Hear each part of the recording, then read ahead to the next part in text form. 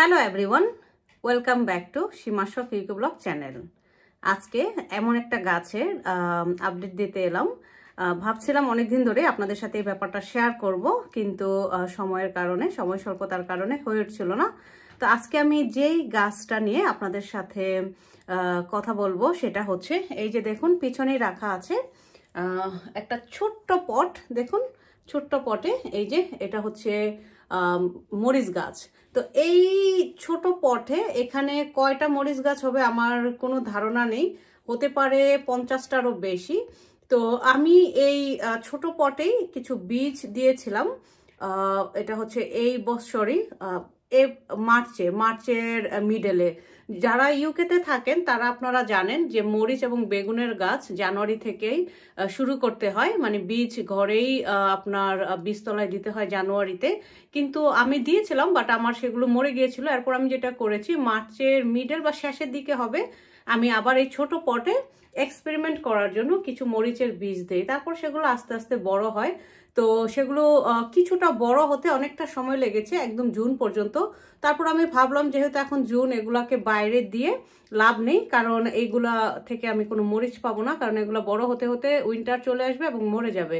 তো আমি যেটা করেছি, আমি এই মরিচ গাছগুলোকে আর ট্রান্সপ্লান্ট করে নিই বড় পটে। আমার এই ছোট্ট পটটাতেই আছে। আমি জাস্ট দেখতে চেয়েছিলাম যে এই গাছগুলো বাঁচে কিনা, কতদিন বাঁচে।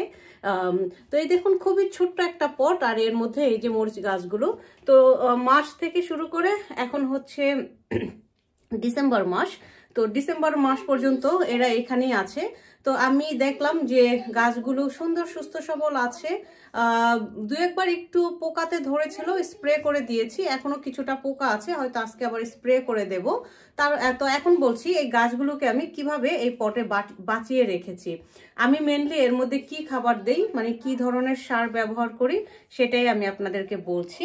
তো আমি এই পটটাতে সবসময় এই যে বেবি বায়ো নামে একটা সার কিনতে পাওয়া যায়। এটা আপনি যে কোনো গ্রোসারি দোকান থেকে শুরু করে, মানে আপনারা যদি কেউ বাইরের দেশে থেকে থাকেন, যদি সেন্সবেরি, টেস্কো, আজদা এই ধরনের কোনো গ্রোসারি শপ থাকে, সেগুলোতে পেয়ে যাবেন। তাছাড়া আপনারা B&Q, উইক্স, তারপরে হোম বেস, হোম বার্গেন, এই সব ধরনের শপে এই বেবি বায়ো হাউস প্লান্ট, মানে ঘরে রাখার জন্য যে গাছগুলো, সেগুলোতে এই সারটা ব্যবহার হয়ে থাকে। তা আমি জাস্ট এই সারটাই ব্যবহার করছি ওই পটটার মধ্যে, আর তেমন কিছুই না, আর কিচ্ছু আমি দিচ্ছি না। দেখুন এই গাছগুলো কত সুন্দর হয়ে ঝরঝরা হয়ে এখনো বেঁচে আছে। মানে খুব অবাক করা একটা বিষয় যে এরা বড় হতে পারছে না, কারণ অল্প একটু মাটি, এই যে দেখুন একটু খেয়াল করলে দেখবেন অল্প একটু মাটি, এর মধ্যেই এরা বড় হচ্ছে। আবার উপরের দিকে একটু খেয়াল করলে দেখবেন একটু একটু শিকড় বেরিয়েছে। তো আমি বুঝতে পারছি না, আমি যেহেতু ডিসেম্বর মাস, আমি আর ট্রান্সপ্লান্ট করব না। আমার ইচ্ছা আছে এই গাছগুলোকে আমি নেক্সট ইয়ার পর্যন্ত বাঁচিয়ে রাখবো এবং এখান থেকে আমি মরিচ পাবো। কারণ নেক্সট ইয়ারে গিয়ে আমি যেটা করব, হয়তো ফেব্রুয়ারিতে আমি এগুলোকে ট্রান্সপ্লান্ট করে দেব। তো সব ভিডিও আপনাদের সাথে থাকছে।